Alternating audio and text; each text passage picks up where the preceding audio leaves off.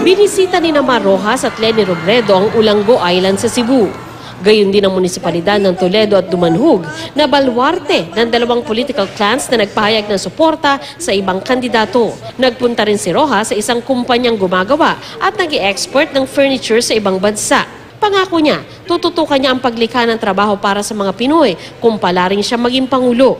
Sa panayam ng media, natanong ang pambato ng administrasyon tungkol sa pahayag ni Binay na ginagawan umano siya ng intriga ng Liberal Party dahil talo na sila. Buwelta ni Rojas, inililihis lamang umano ni Binay ang issue para hindi mapag-usapan ang umano'y katiwalian sa Makati.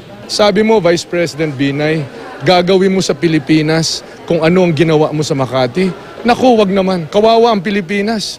Kung nanakawan mo ang buong Pilipinas tulad ng pagnakaw mo sa kaban ng Makati, yung mga mahihirap sa Pilipinas ay lalong hihirap. Huwag naman po sana.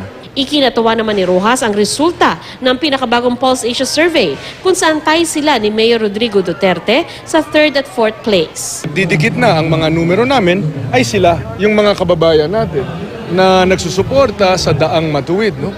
Sila naman talaga ang may hawak na kapangyarihan. At tiwala ako na hindi sila magpapatalo sa mga manloloko, sa mga magnanakaw. Mula sa Olango Island sa Cebu, Sandra Aguinaldo, GMA News.